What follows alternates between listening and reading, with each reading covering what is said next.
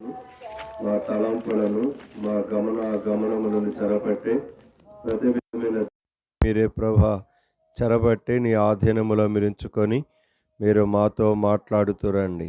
మాకు కావలసిన సంపూర్ణమైన మీ సహాయమును మీ సన్నిధి కాంతిని మా మీద మేము కోరుకుంటున్నాం.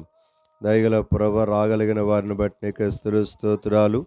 ఇంకా ఎవరైనా రావాలని ఆశ కలుగున్నట్లయితే వారి కొరకు కూడా ప్రార్థిస్తుంటున్నాం ప్రభా.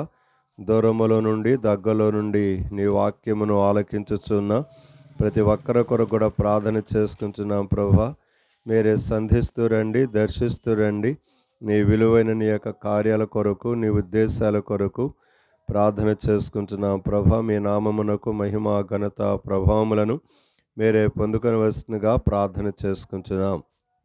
సమయాన్ని దేవునికరంగా ఉంచండి. మరొక్కసారి ప్రేమైన కుటుంబం మరి ప్రభు ఇంతవరకు మీరు కాపాడుతూ భద్రపరచుచు ప్రతి పరిస్థితులలో కూడా చాలిన దేవుడుగా ఉంటూ నడిపిస్తూ వస్తున్న మీ యొక్క నడుపుదలంతటిని బట్టి స్తుతిస్తూ ఆరాధిస్తూ మరి సమయాన్ని మరొక్కసారి నీ చేతులుగా అప్పగించుకుంటూ కావలసిన మాటలు నాకు మాకు దయచేయండి. మా ప్రభువును మా రక్షకుడునైన యేసుక్రీస్తు ప్రభు వారి యొక్క శక్తిగల ఔన్నత్య నామమున వందనములు చెల్లించి ప్రార్థిస్తున్నాము తండ్రి. ఆమేన్.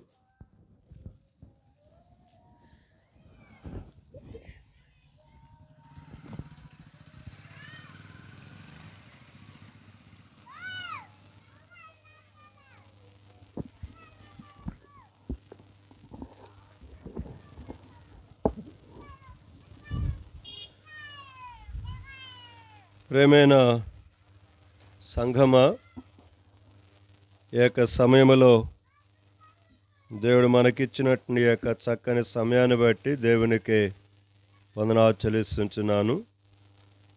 మరి సమయంలో సోదరి సుబ్బులమ్మ అలాగనే తనకిచ్చిన కుమారుడు మరి నాగరాజు, తన భార్య, వారిని ప్రేమించే వారికి ఇచ్చిన పిల్లలు ఇంతవరకును వారికి ఇస్తూ వచ్చినట్టు యొక్క ఆరోగ్య విషయము కానీ, క్షేమ విషయములో కానీ, దేవుడు చేస్తూ వచ్చిన మేలులన్నిటిని బట్టి, వారి ప్రతి అవసరతను తీర్చుతూ వచ్చిన దానన్నిటిని బట్టి కృతజ్ఞతగా ఈ యొక్క కూడిక ఏర్పాటు చేయబడటం జరిగింది.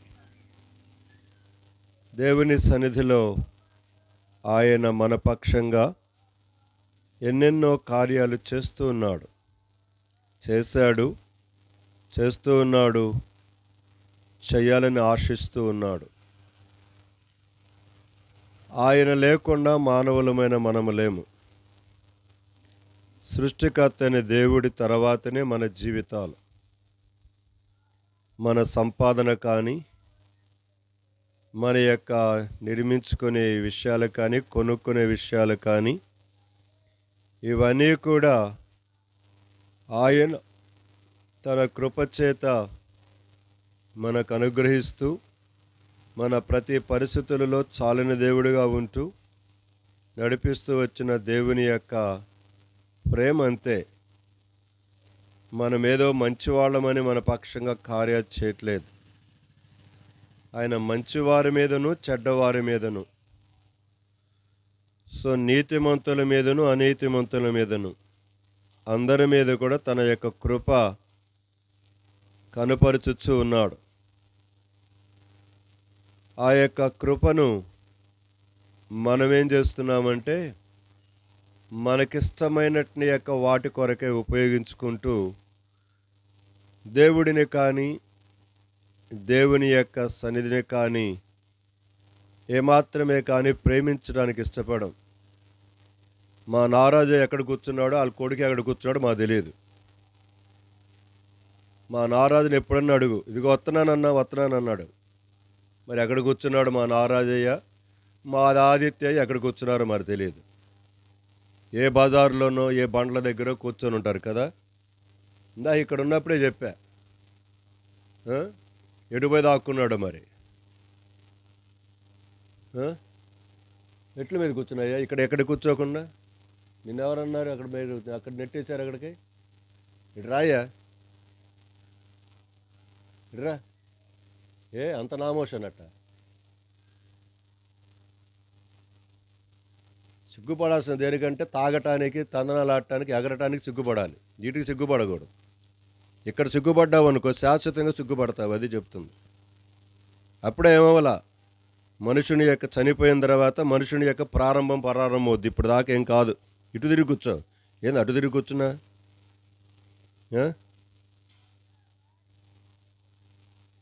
సో జ్ఞాపకం చేసుకుందాం. మరి కొడుకు ఎక్కడున్నాడో ఏం చెప్పాలి మా నాగరాజు? ఈయన మెట్ల మీద కూర్చున్నాడు, ఆయన లిటర్లో కూర్చున్నాడండి. బాత్రూంలో కూర్చున్నాడా? దేవుడు ఓర్చుకుంటున్నాడు, గుర్తుపెట్టుకోండి. నేను నవ్వటానికి చెప్పట్లేదు, లేకపోతే మిమ్మల్ని కించపరచడానికి చెప్పట్లా. దేవుడు చాలా చాలా ఓర్చుకుంటున్నాడు. ఆయన ఓర్పును, ఆయన దీర్ఘశాంతమును, ఆయన సహనాన్ని తృణీకరించుకోవద్దు. చదువుతారా వచనాలు? రోమీ రాసిన పత్రిక 2వ అధ్యాయం 4వ వచనం నుంచి చదవండి. రోమీ రాసిన పత్రిక 2వ అధ్యాయము 4వ వచనం నుంచి.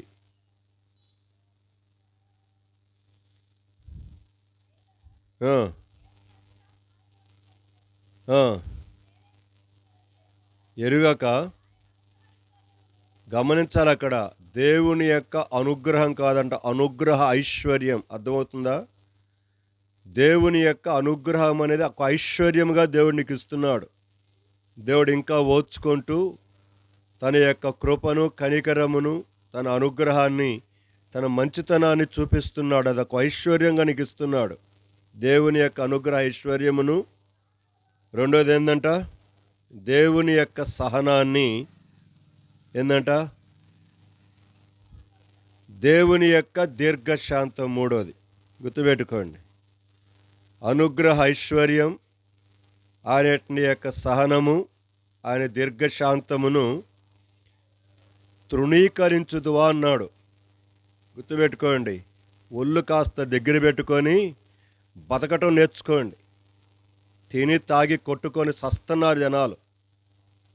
కనుక జనాలకి కనుక యొక్క డబ్బు ఎక్కువైపోయింది, తాగుడు ఎక్కువైపోయింది, కొట్టుకోటాలు ఎక్కువైపోయినాయి. కనుక వెనక ముందు ఏమి ఆలోచించట్లేదు మనుషుడు. ఎక్కడ చూసినా ఎవడిష్టం వచ్చినట్టుగా వాడు బ్రతుకుతున్నాడు, ఎవడికి ఇష్టం వచ్చినట్టుగా వాడు తాగుతున్నాడు, ఎవడికి ఇష్టం వచ్చినట్టుగా వాడు బతుకుతూ వెళ్తున్నాడు. ఇవన్నీ గుర్తుపెట్టుకోండి. ఆయన అనుగ్రహ ఐశ్వర్యము, ఆయన సహనము, దీర్ఘశాంతము. తృణీకరిస్తావా? ఇంకా తృణీకరించుకుంటూ నీ వ్యవహారంలో వెళ్ళిపోతున్నావా? చదువురా. ఏందంట? కనుక ముందర 3 చెప్పాడు, చెప్పిన తర్వాత ఇప్పుడు అంటున్నాడు, నీ కాఠిన్యమును.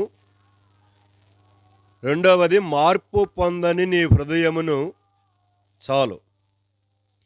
కాఠిన్యం.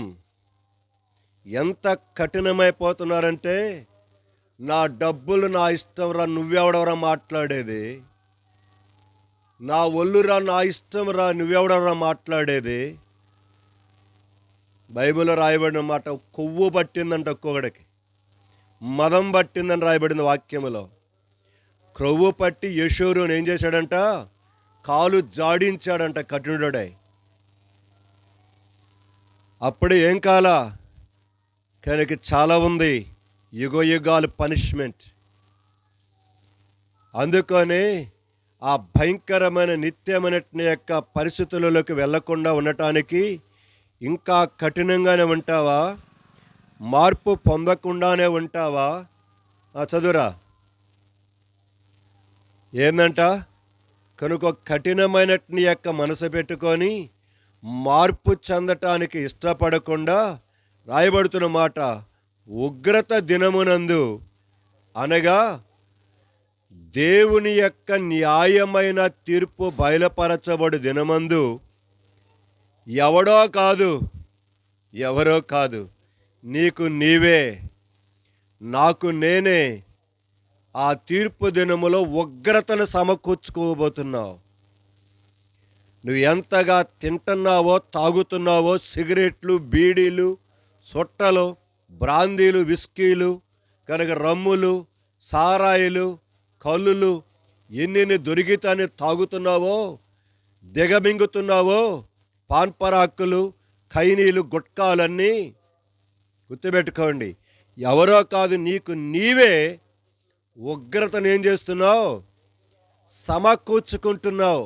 గుర్తుపెట్టుకోండి. ఇంకా మార్పు నెందనిటిని యొక్క క్రైస్తవ పాలెమా 2025 సంవత్సరం 3 మాసాలు అయిపోయినాయి. 4వ మాసములో దేవుడు ప్రవేశింపచేశాడు. ఎన్నో వార్తలు వింటున్నాం, ఎన్నో విషయాలు కళ్ళతో చూస్తున్నాం. కానీ దేవుడంటే, దేవుడి వాక్యమన్నా, దేవుని యొక్క కార్యాలన్నా, దేవుని యొక్క సేవకులన్నా, ఇంట్లో దేవుని యందు భయభక్తులు కలిగిన భార్య అన్నా, భర్త అన్నా, కనుక ఇరుగు పొరుగన్నా భయమే లేదు, భయమే లేదు. కాబట్టి మరొక్కసారి బాధతోటి, వేదనతోటి, దుఃఖంతో చెప్తున్నాను. సో దేవుని యొక్క సహనాన్ని, దేవుని యొక్క అనుగ్రహైశ్వర్యమును, దేవుని యొక్క దీర్ఘశాంతాన్ని తృణీకరించి నీ కఠినమైన మనసును ఉపయోగించుకొని మార్పు పొందని నీ హృదయముతోట నీవు ఎందుకు సమకూర్చుకుంటావు? ఉగ్రతను సమకూర్చుకోబాకు, నష్టపోబాకు. దేవుని వైపు చూడటానికి కొరకై, దేవుని కొరకై, హృదయాన్ని ఇవ్వటానికి కొరకై కొంచెం ఆగి ఆలోచించు. ఎల్లప్పుడూ ఆరోగ్యము నీ చేతిలో ఉండదు. నేను మొన్న ఇంటికి వెళ్ళినప్పుడు కరెక్ట్ ఒక సంఘటన చెప్తా ఉంది. నా తల్లి ఒక సంఘటన చెప్తా ఉంది. వాళ్ళ తల్లి ఇద్దరు టీచర్సే, ఇద్దరు రిటైర్డ్ అయిపోయినారు. తండ్రి ఇద్దరు కూడా క్రైస్తవ బ్యాక్గ్రౌండ్ వాళ్ళే. కానీ ఆ యొక్క తండ్రి ఎంత భయంకరమైన విచ్చలవిడేట లంచగొండంటే, లంచగొండి తాగుబోతు. మళ్ళీ ప్రార్థనకు వస్తాడు. నాకు తెలుసు బాగా, కుటుంబం బాగా వస్తాడు. కానీ కొడుకు తర్వాత ఏదో పాస్టర్గా చేయాలని చేశాడు 4-5 నెలలు, ఎంత కొంతకాలం. ఇప్పుడు తండ్రికి మించిన తాగుటం ప్రారంభించాడు కొడుకు. భార్య వదిలిపెట్టి వెళ్ళిపోయింది. ఇంకా బుద్ధి రాల వీడికి. కానీ ఇంకా బాగా తాగుతున్నాడు. చెయ్యిరిగింది, ఇంకా బుద్ధి రాల వీడికి. కాలిరికి ఇప్పుడు మంచంలో పడేశాడు దేవుడు. వాడికి ఏరిగెత్తే వచ్చేవాడు ఎవడు లేడు వాడికి. ఆ మాట వింటూ ఉంటే నేను వెళ్ళిన తర్వాత నాకు బాధేసింది. అంటే దేవుడి అనుగ్రహైశ్వర్యమును, దేవుడి సహనాన్ని, దేవుని దీర్ఘశాంతాన్ని కొవ్వు పట్టి, మదం పట్టి, తాగి తందనాలాడుతూ, దేవుడన్న భయం లేకుండా, దేవుని గురించిన ఆలోచన లేకుండా ఎగురుతూ ఉంటే అవకాశాలు ఎన్నో ఇచ్చాడు. చెయ్యరగొట్టాడు. సిగ్గురాల వాడికి. భార్య లేదు, ఇక్కడ భార్య వెళ్ళిపోయింది. ప్రియమైన వారురా, ఇంకా తిరగడం ప్రారంభం, ఇంకా ఆపలా వాడి జీవితంలో. కనుక ఎవరు చూసేవాడు లేడు వాడిని. ఇప్పుడు కాలిరిగి మంచంలో ఉన్నాడంట వాడు. ప్రియమైన సంఘమా, నేను అలా ఉండాలని నేను చెప్పట్లా, శపించట్లా.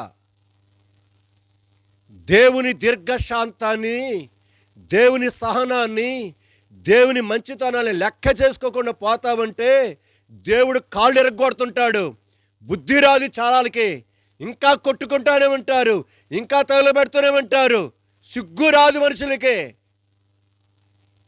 ఎంత మందిని చూస్తుంటున్నాం. కరిగా ఆ విధంగా అర్ధాంతరంగా మధ్యలోనే ప్రాణాలు విడిచిపెట్టి వెళ్ళిపోతున్నాయి. ఏమైనా భయం ఉంటుందా పనిలో వాళ్ళకి? క్రైస్తవులు మనమందరం క్రైస్తవులం. నేను ఆ మాట విన్నప్పుడు చాలా బాధేసింది. ఒక క్రైస్తవ కుటుంబంలో పుట్టి, క్రైస్తవ సంఘములో పెరిగి, చివరికి ఇలాంటి యొక్క దిక్కుమాలిన దరిద్రమైన పరిస్థితులలో ఈనాడు వాడి ముఖాన్ని చూసేవాళ్ళు ఆడేవాడు. ఎలాగుందో పరిస్థితి. అంతటితో పోదు కదా, చచ్చిన తర్వాత యుగయుగాలు నిత్య నరకాగ్నిగుండము ఉంటుంది. ఎంతమంది తల్లులు, ఎంతమంది భార్యలు, ఎంతమంది భర్తలు మీ యొక్క జీవితాన్ని పడి ఏడ్చుకుంటున్నారు. కానీ మీకు మాత్రమే చలనమే లేదు. మీకు చలనమే లేదు. దేవుడి గురించిన ఆలోచన లేదు. నేను ఇవన్నీ మీ మీద కోపంతో చెప్పట్లా, బాధతోటి వేదనతోటి ఈ మాటలు దుఃఖముతో జ్ఞాపకం చేస్తుంటున్నాను. ఆ మాట వినినప్పుడు అది చాలా బాధేసింది. అయ్యో, ఒకప్పుడు వెలిగిన కుటుంబం అది, దేవుని కొరకై ఒకప్పుడు వెలిగిన కుటుంబం ఈనాడు దిక్కుమొక్కు లేని కుటుంబం అయిపోయింది. కారణం, అన్నీ తెలిసి ఉండి జీవితాన్ని ఇష్టానుసారముగా కట్టుకుంటూ వెళ్ళిపోయిన జీవితం. వాడికేదో జరిగింది, నాకేదో జరుగుద్ది అనుకుంటున్నావేమో. జరగాలని కూడా నేను కోరుకోవట్లా, నీకు జరగాలని కోరుకోవట్లా, కానీ ఇప్పటికైనా లోబడతావేమోనని కోరుకుంటున్నాను. అది కఠినం చేసుకోవద్దు. 4వ మాసమును కూడా దేవుడిచ్చాడు. నీ ఇంటిలో వారు కాబట్టి ప్రేమిస్తున్నారు నిన్ను. నువ్వు చేసే శాస్త్రాలను బట్టి, నువ్వు చేసే పనులను బట్టి నీ ఇంట్లో వాళ్ళు కాబట్టి రాణిస్తున్నారు. జీవితమా, ఏంటిది పరిస్థితులు? ఎక్కడికి వెళ్తున్నాం? ఏ స్థితికి వెళ్తున్నాం? మన జీవితాలలో దేవుని మంచితనమును లెక్కలేనితనముగా ఉపయోగించుకొని నీ చేతులారా నీవే, నా చేతులారా నేరే నిత్యమైన పాతాళాన్ని కొని తెచ్చుకోవద్దు. ఈ లోకములో తినింది, తాగింది, తిరిగింది చాలు. ఇకనైనా లోబడదాం. 2025వ సంవత్సరం 4వ మాసం మొదటి రోజునైనా సరే లోబట్టానికి ప్రయత్నం. చిన్నప్పటి నుంచి చూస్తున్నాములే అని ఒకవేళ నిర్లక్ష్యం చేస్తావా, నీ ఇష్టం. దీనిలో బలవంతం చేసి నిన్ను మెడబెట్టి నెట్టి ఇక్కడ తీసుకొని వచ్చి కూర్చొని పెట్టేది ఏమీ లేదు. కాకపోతే ఏంటంటే, కనీసం ఇంటి వారు కదా, అందుకని వచ్చి కూర్చోమని చెబుతున్నాను అంతే.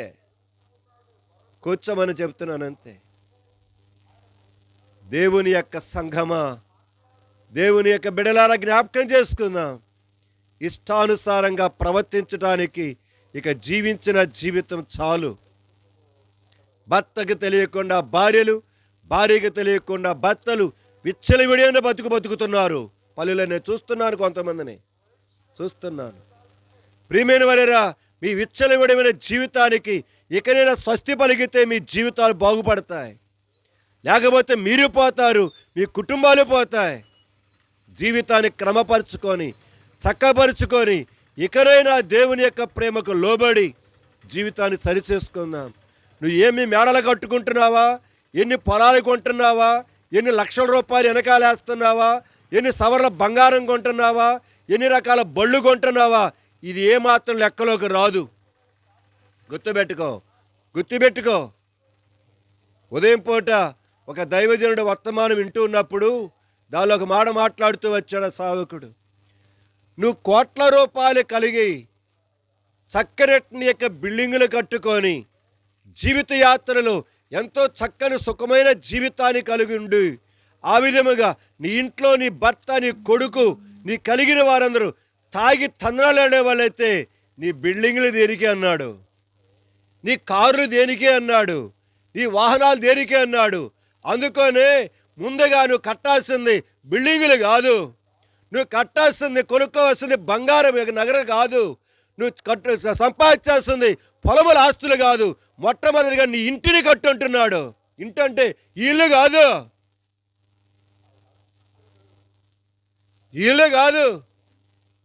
ఈనాడు పల్లెలో చూడండి, చక్కని బిల్డింగులు వచ్చినాయి, మంచిది.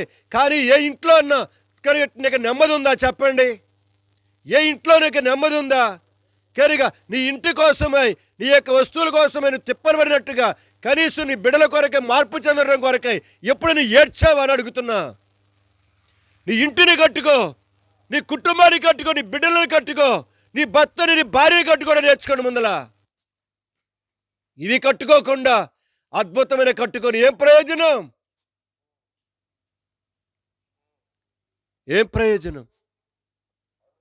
ప్రేమైన సంఘమా, నీ బిడ్డలకు నువ్వు విడిచిపెట్టాల్సింది బిల్డింగులు కాదు, నిజమైన మారు మనస్సుతో కూడిన వ్యక్తిత్వ జీవితాన్ని బిడ్డలు మొదలుపెట్టాలి. అది నీ బిడ్డను బాగు చేస్తుంది, బిల్డింగ్లు బాగు చేయవు. కానీ చాలా వేదనతో చెప్తున్నాడు ఆ దైవజనుడు వాక్యమును.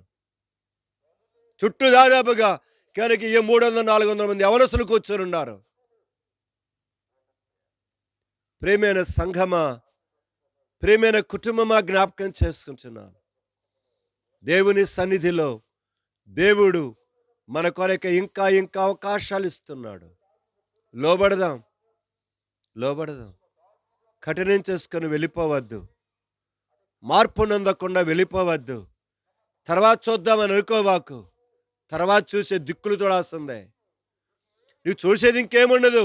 పాతాళములో ఆ ధనవంతుడికి వలి యాతన పడుతూ తండ్రివైన అబ్రహామా, తండ్రివైన అబ్రహామా, తండ్రివైన అబ్రహామా అని ప్రతిరోజు చెప్పుచు మూలుగుచు ఇక అంతే. అక్కడి నుంచి బయటపడి దిక్కే ఉండదు అక్కడక్కడ. కాబట్టి దేవుడిస్తున్నట్టు యొక్క సమయాలను, ఆరోగ్యకరమైన పరిస్థితులను మనం ఉపయోగించుకుందానికి ప్రయత్నం చేద్దాం. ఎవరు లెక్క చేసేవాళ్ళు లేడు ఈరోజు. కానీ ఇంటిలో అమ్మ నాన్న మాట లెక్క చేసి పిల్లలు లేరు. కనుక భార్యల మాట లెక్క చేసే భర్తలు లేరు. భర్త మాట లెక్క చేసే భార్యలు అంతకంటే లేదు. నేను అందుకని చెప్తుంది, ముందల అమ్మా నాన్న మీరు సరిచేయబడి అని చెప్తాను మందులో. అందుకనే మీ పిల్లలు బాగుపడాలంటే మీరు బాగుపడండి. ముందల మీరు బాగుపడరు, మీ పిల్లలు ఏం బాగుపడతారు? ఏం బాగుపడతారు? కనుక మీరు బాగుపడండి, మీరు సరిచేసుకోండి జీవితాన్ని. అందుకని చెప్తా, వారానికి ఒక పూట సెలవు పెట్టండి. కుటుంబం అంతా కూర్చొని ప్రార్థన చేయండి. కుటుంబ ప్రార్థన చేసుకొని పాటలు పాడుకోండి. కనుక వాక్యం చదువుకోండి. ఒక పూట పోతే ఏం పోలా, దరిద్రం పోతుంది ఇంట్లో నుంచి.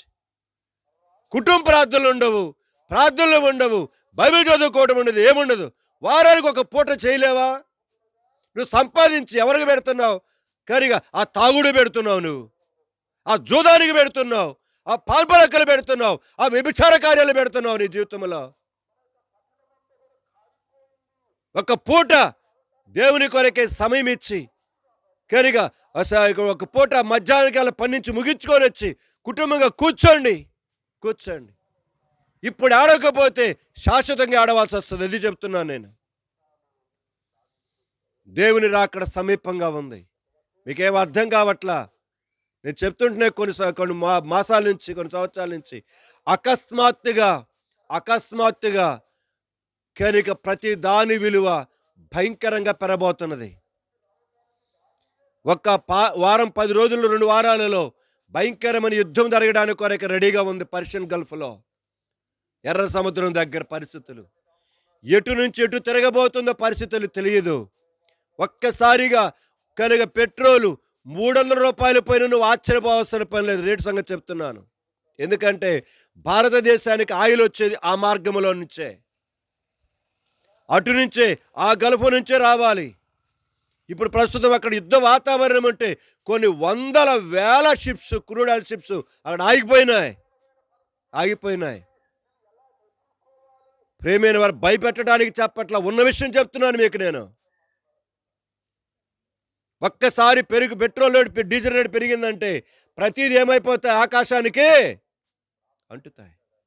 ఇక రూపాయి విలువ పతనమైపోతుంది. ఇప్పటికే 100 రూపాయలకి విలువ లేదు, రేపు 500 కూడా విలువ ఉండదు. అలాంటి యొక్క దుర్దినాలు వస్తూ ఉన్నాయి. అందుకని అన్నాడు ఆ మాట, దుర్దినములు రాకముందే ఇప్పుడు వీటి యందు నాకు సంతోషము లేదని చెప్పు. దినములు రాకముందే, సంవత్సరము రాకముందే, సూర్య చంద్ర నక్షత్రములకు చీకటి కమ్మకముందే నీ బాల్య దినముల యందే నీ సృష్టికర్తని దేవుడి నుంచి స్మరణకు తెచ్చుకోరా, జ్ఞాపకానికి తెచ్చుకో.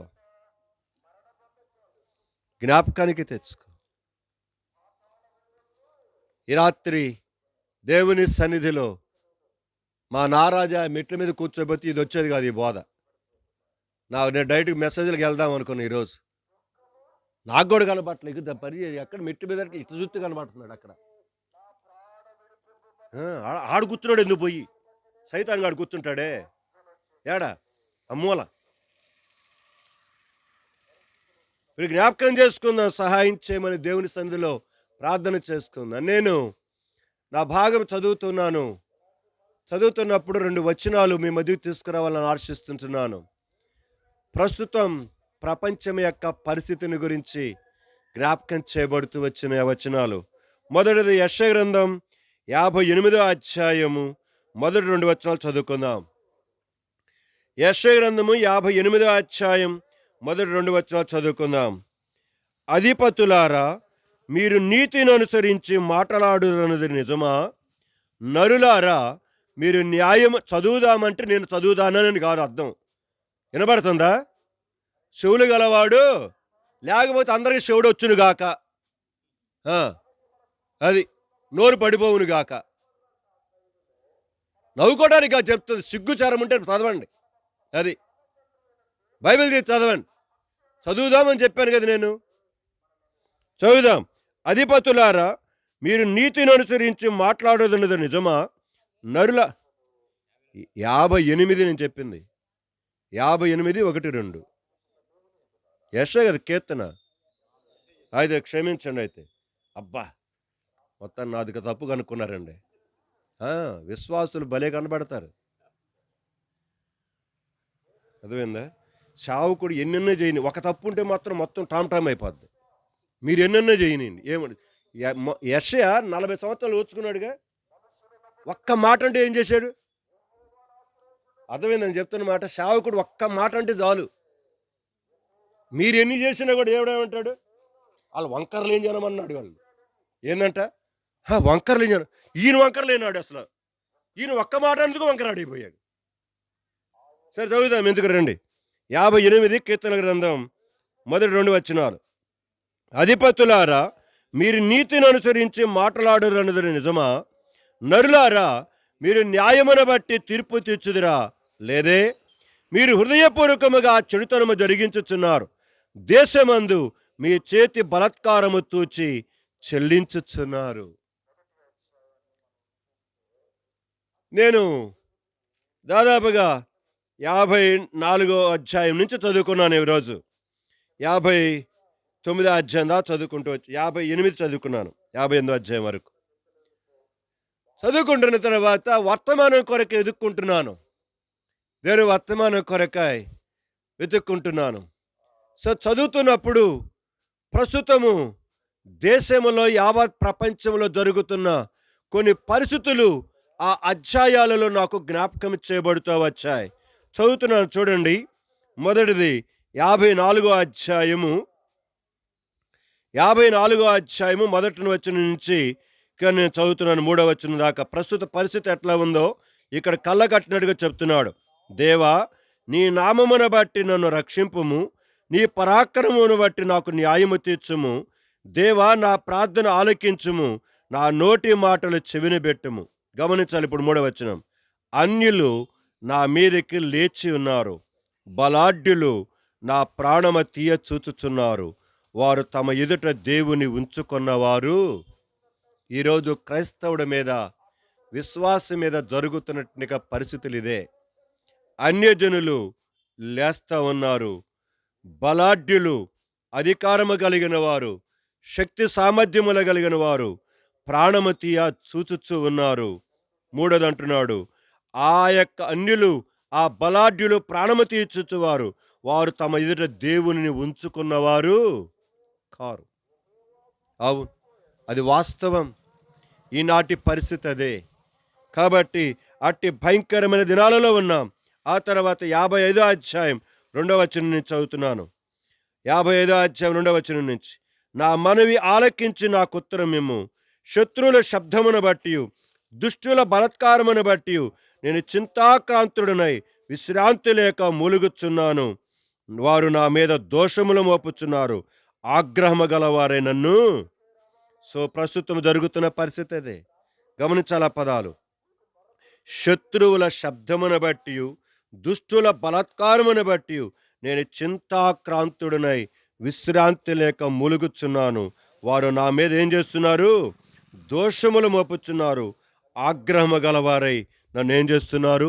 హింసిస్తున్నారు. నిజం, ఈనాడు నిజ క్రైస్తవుడి యొక్క పరిస్థితి ఇదే. దేవుని కొరకే నమ్మకముగా బ్రతికేవాడి యొక్క పరిస్థితి ఇదే. ఇలాగనే కనబడతా ఉంది. అంతేకాదు ఇక్కడేమన్నాడు చూద్దారండి. 56 అధ్యాయం. నేను చదువుకుంటూ వచ్చిన ఈరోజు ఈ 4, 5 అధ్యాయాల్లో ఇవే మాటలు కనబడతా వచ్చాయి. 56 అధ్యాయం మొదటి వచనం నుంచి. దేవా నన్ను కరుణింపుము, మనుషులు నన్ను మృంగవలనని. గమనించాల పదాలు. ప్రస్తుతం క్రైస్తవులను, దేవునిని విశ్వాసముంచి దేవుని కొరకు వాడబడుతున్న వారిని లోకం మృంగవలనని ఉన్నారు. దినమెల్లా వారు పోరాడుచు నన్ను బాధించుచు ఉన్నారు. అనేకులు గర్వించి నాతో పోరాడుచున్నారు. దినమెల్లా నా కొరకు పొంచి ఉన్నవారు నన్ను మృంగవలనని. ఇదే పరిస్థితి ప్రస్తుతం సమాజములో, సంఘములో. ఒక యథార్థమైన వాడు, సత్యవాదికి అందరు శత్రువులే. ప్రతి ఒక్కడిని వాడిని బాధించాలని కోరుకుంటున్నాడు. ప్రతి ఒక్కరు వారిని మృంగివేలు కోరుకుంటున్నారు. గర్విస్తూ పోరాడుతున్నారు. దినమెల్లా అలాంటి వారి కొరకు పొరించి ఏం చేస్తున్నారు? మృంగటానికి. ఇవి నాటి పరిస్థితులండి.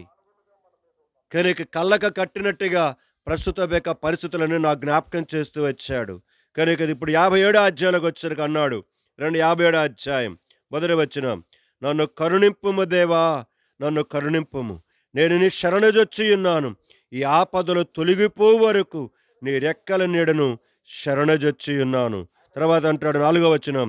నా ప్రాణము సింహముల మధ్య ఉన్నది, కోపోద్రేకుల మధ్యను నేను పండుకొనుచున్నాను. వారి దంతములు శూలములు, అవి అంబులు, వారి నాలుక వాడిగల. చూస్తున్నారా సోషల్ మీడియాలో ఒక 4-5 రోజుల నుంచి పరిస్థితులు ఎట్లా ఉన్నాయో. కనుక ఇది ఎంత చక్కగా మాట్లాడుతున్నాడు చూసారా. ఈ ఆపదలు తొలగిపో వరకు నీ రెక్కల నీడకే వస్తున్నాను ప్రభువా. ఎందుకంటే నాకు లోకములో నాకు సరైన స్థలము లేదు. నా ప్రాణం ఎక్కడ ఉందనుకున్నావు? సింహాల మధ్య ఉన్నది, కోపోద్రేకుల మధ్య పండుకొనుచున్నాను. వారి దంతములు శూలములు, అవి అంబులు, వారి నాలుక వాడిగల కత్తి. ఇలాంటి యొక్క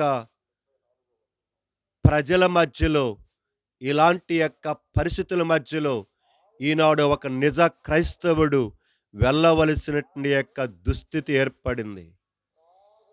రాబోయే రోజులలో ఇంకా ఇంకా భయంకరముగా ఇక్కడ అంటాడు. ఇంకా రాయబడిన మాట 6వ వచనం, 57 6వ వచనం. నా అడుగులను చిక్కించుకొనుటకై వారు వలవడ్డిరి. నా ప్రాణము కృంగియున్నది. నా ఎదుట గుంట త్రవ్వి దానిలో తామే. చూసావా, నా అడుగులను చిక్కించుట కొరకై వారు తమ వలలు ఏం చేస్తున్నారంట? చాటున ఒడ్డుతూ ఉన్నారు. అవును, ఎందుకంటే ఈనాడు పట్టణములో ఎక్కడ చూసినా, ప్రజల మధ్యలో చూసినా, బజార్లో చూసినా ఏం కనబడుతుందంట? చూడండి 55 అధ్యాయము 9వ వచనం నుంచి 55 9వ వచనం నుంచి. పట్టణములో బలాత్కార కలహములు జరుగుట నేను చూచుచున్నాను. ప్రభువా, అట్టి పనులు చేయు వారిని నిర్మూలన చేయము, వారి నాలుకలు ఛేదించుము.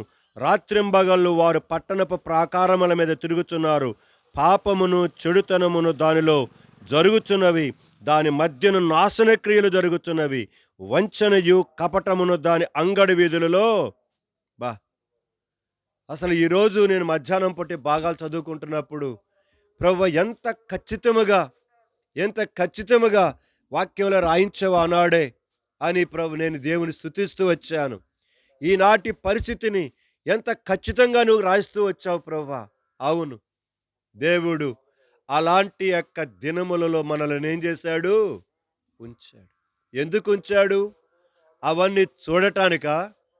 అవన్నీ వినటానికా? అవును, చూడటానికి, వినటానికి. అదే సమయంలో వాటిని విని, చదివి, చూసి మనం ఏం చేయటానికి? జాగ్రత్త కలిగి అట్టి ప్రజల మధ్యలో మనము చేరి వారి కొరకు ఏం చేయటానికి? ప్రార్థన చేయటానికి. వారి మధ్యలో ఇట్టి స్థితిలో ఉన్న మనము కన్నీళ్లు విడవటానికి, వారి యొక్క భయంకరమైన పరిస్థితిని బట్టి, వారి యొక్క మార్పు పొందని ఆ కఠినమైన జీవితాన్ని బట్టి అన్నాడు కదా. ఏమన్నాడు యెహెజ్కేలు గ్రంథంలో? పోయిన వారం చూస్తూ వచ్చిన ఒక మాట. యెహెజ్కేలు గ్రంథం 12వ అధ్యాయం. యెహెజ్కేలు గ్రంథము 12వ అధ్యాయము మొదటి 2 వచనాలు చదువుతున్నాను, నేను గమనించాలి.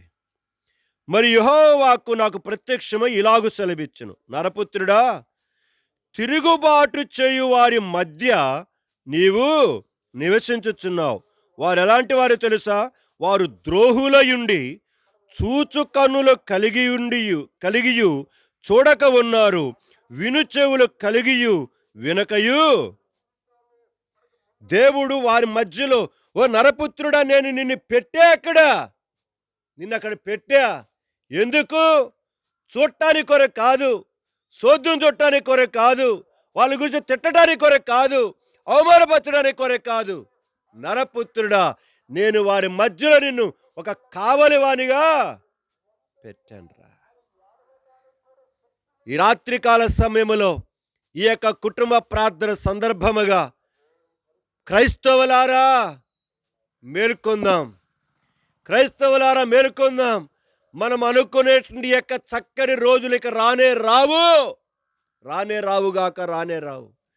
దేవుడే మాట్లాడుతున్నాడు. ముండ్ల తుప్పల మధ్యలో, బలురక్కసి చెట్ల మధ్యలో, కరిగి తిరుగుబాటు చేసే మనుషుల మధ్యలో వింటారే కానీ, లోబడిన వారి మధ్యలో చూస్తారే కానీ, గ్రహించుకుని వారి మధ్యలో మనం పెట్టాడు. ఈ దినాలలో నిన్ను రక్షించుకున్నాడు దేవుడు, నన్ను రక్షించుకున్నాడు దేవుడు. ఎందుకో తెలుసా? మన జీవితాల ద్వారా వాళ్ళు వెలిగించబడాలి. మన క్రైస్తవ నిజ జీవితం ద్వారా వారి జీవితాలు మార్పు చెందాలి. ఏదో బైబిల్ పట్టుకొని సంకన పెట్టుకొని వచ్చేసి వెళ్ళిపోవడానికి కొరకు కాదు, వెళ్ళిపోవటానికి కొరకు కాదు. జీవిత యాత్రలో దేవుడు తన కార్యము చేయటానికి కొరకు సిద్ధముగా ఉన్నాడు. యావేలు గ్రంథం, ఎందుకు ఈ మాటలు గుర్తుకొస్తున్నాయో నాకు తెలియదు. యావేలు గ్రంథం ఎక్కడుంటుందో? యావేలు గ్రంథం బైబిల్లో ఉంటుందన్నా. ఏడా? దానియేలు తర్వాత హోషే తర్వాత యావేలు ఉంటుంది. రండి, మొదటి అధ్యాయం 5వ వచనం చదువుతున్నాను. మొదటి అధ్యాయం 5వ వచనం, మత్తులారా మేలుకొని కన్నీరు విడవండి.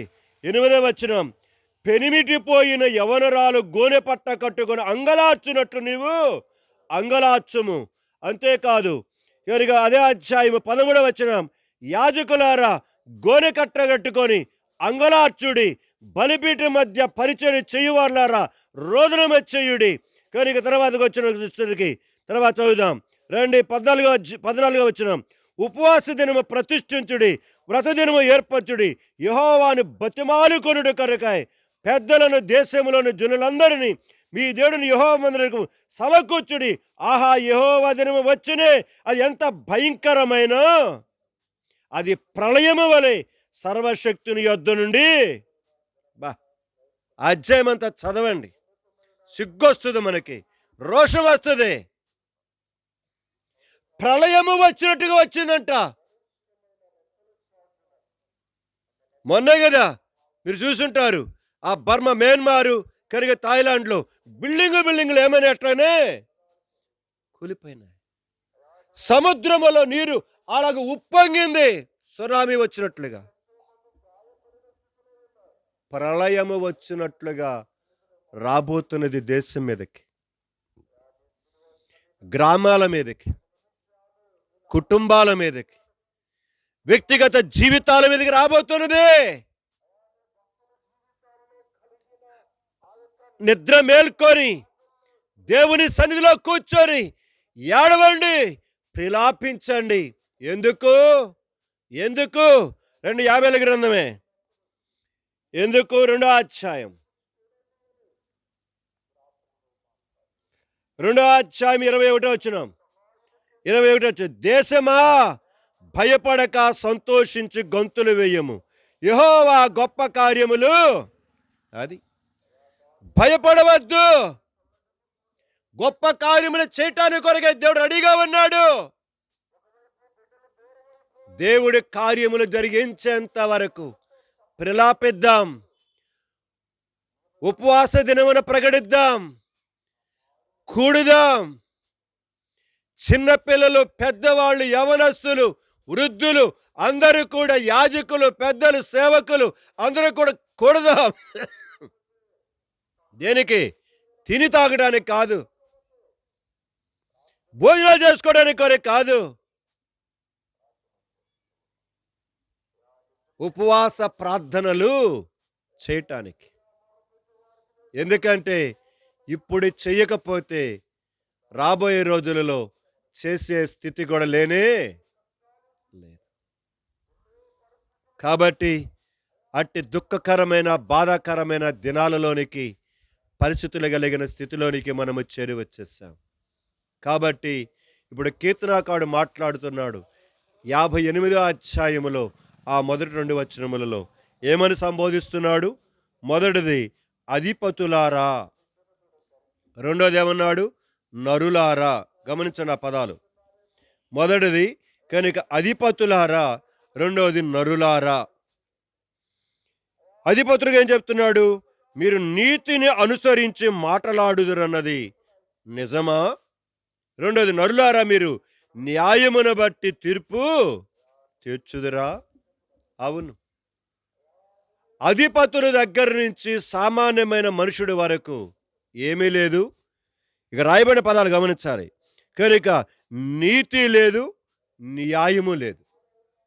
ఈనాడు పరిస్థితి అదేగా. ఈనాడు పరిస్థితి అదే.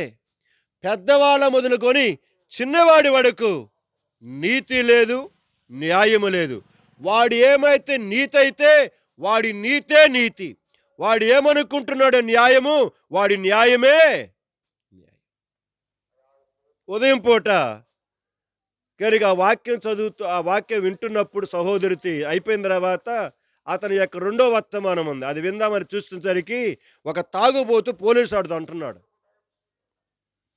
ఏ సార్ కనుక మమ్మల్ని ఆపుతున్నావు అన్నాడు. రే తాగి డ్రైవ్ చేయవాకరా అంటున్నాడు వాడు.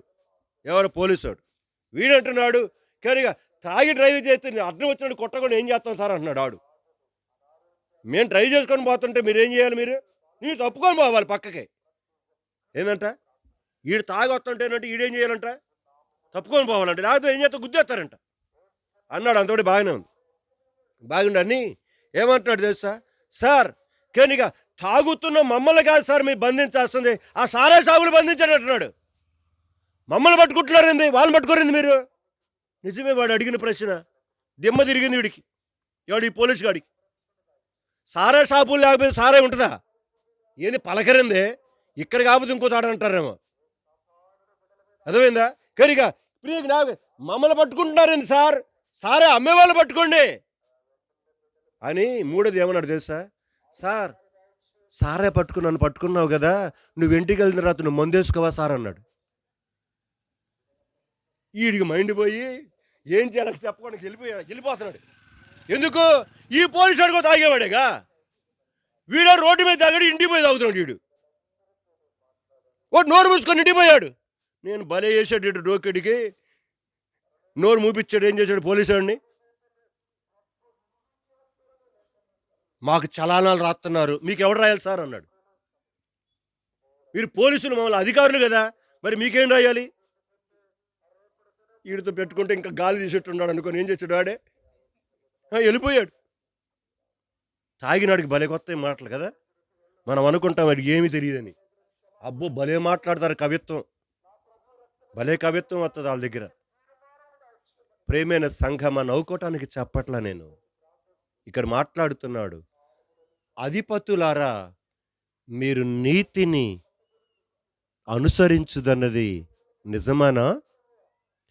నరులారా, సామాన్య మనుషుడా, నీవు న్యాయమును అనుసరించి నడుచుకుంటున్నది నిజమేనా? అంటే ఇప్పుడు పైన లేదు నీతి న్యాయము, కింద ఇప్పుడు అదేగా జరుగుతుంది అదే కదా. ఎవరికి వాళ్ళ దొంగలు, వాళ్ళు ఏమైనా పెద్ద దొంగలు, మనమేమైనా చిన్న దొంగలు, అంతే తేడా. కనుక దొంగడు దొంగ, దొందే అంటారు కదా. ఏంటిది? దొందే. ప్రేమైన సంఘమా, నిజం. ఈనాడు ఎక్కడికెళ్ళిన పరిస్థితి చాలా దుఃఖకరముగా ఉన్నది. ఎవరిని అంటానికి వీలు లేదు.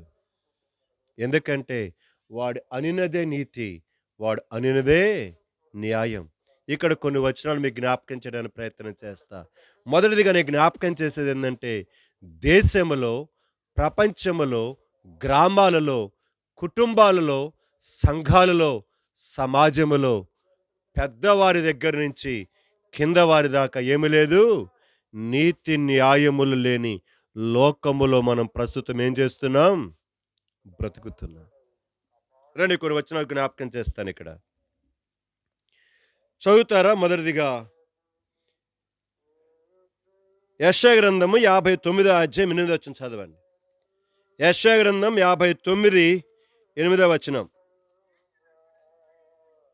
శాంతి వర్తన వారు ఎరుగరు, వారి నడకలలో న్యాయము కనబడదు. చాలంతే. ఇక్కడ ప్రజల యొక్క స్థితిని జ్ఞాపకం చేస్తుంటున్నాడు. వారి యొక్క నడకలలో ఏం కనబడదట? న్యాయము మచ్చుకైనా చూద్దామన్నా లేదు, చూద్దామన్నా కనబడతలేదు. ప్రియమైన సంఘమా, 4 రోజుల నుంచి సోషల్ మీడియాలో జరుగుతున్న అన్యాయము, ఆ దుర్నీతి, అది చూడలేనిది భయంకరం. ప్రియమైన సంఘమా, దుర్నీతిని నీతిగా, అన్యాయమును న్యాయముగా, అబద్ధమును సత్యముగా, కనుక అసత్యమును సత్యముగా ఏం చేస్తున్నారు? చూపించటానికి టాప్ టు బాటం ఏం చేస్తున్నారు? ఎంత ప్రయత్నం చేస్తున్నారో, ఎంత ప్రయాస పడుతున్నారో, దాని కొరకై వారు పడుతున్న తిప్పలు ఇంత అంత కాదు. ఎక్కడికెళ్ళింది నీతి? ఎక్కడికెళ్ళింది న్యాయం? అసలు వారి అడుగు జాడలలోనే లేదట న్యాయం అనేది. వారి యొక్క జీవితంలో లేనే లేదట. తర్వాత 2వ వచనం రండి. క్షమించండి, కీర్తన గ్రంథంకి వెళ్దాం. కీర్తన గ్రంథము 119 85 వచనం. కీర్తన 119 85 వచనం. ఏంది ముందర ఎవరు లేరా? మా శైలజమ్మ గొంతు నాకు వినబట్ల. నాకు చెవుడు వచ్చింది ఈ మధ్య. 59ది వచ్చింది. రేపు మాపు సీనియర్ సిటిజన్ అయిపోతా నేను కూడా. చెప్పండి. ధర్మశాస్త్రమును అనుసరింపని గర్విష్ఠులు నన్ను చిక్కించుకొనుటకై. ఏంటంట? చూసారా ఎంత చక్కగా రాశాడు? చిక్కించుకోవటానికి కొరకై నీతి న్యాయములు లేని అధిపతులు, నరుడు అందరూ కూడా ఏం చేస్తున్నారట? ఎదుటివాడి మంచివాడిని చిక్కించుకోవడానికి కొరకై గుంటలను తవ్వుతున్నారట, గోతులను తవ్వుతున్నారు. ఈనాడు జరుగుతుంది అదే. ఈనాడు సమాజంలో మంచివాడిని ఎట్లా లేపేయాలని చూస్తున్నారు అంతే. వాడికి ఎంత గుంట తీయాలో, వాడిని ఎలా పాతి పెట్టాలో, వాడిని ఎలాగ రూపుమాపాలో అనే దాని విషయంలో ఎంత ప్రయాస పడుతున్నారు. ప్రేమైన సంఘమా, ఇట్టి లోకములో మనం బ్రతుకుతున్నాం. ఎంత ప్రయాస పడుతున్నారండి గుంటలు తవ్వటానికి, ఆ విధముగా వారి జీవితంలో ఎదుటివాడిని నాశనం చేయడానికి కొరకై ఎంత ప్రయాస పడుతున్నారండి. ఇంకా చూద్దాం, ముందుకెళ్దాం రండి. మీకా గ్రంథం 3వ అధ్యాయం 9వ వచనం. మీకా గ్రంథం 3వ అధ్యాయం 9వ వచనం.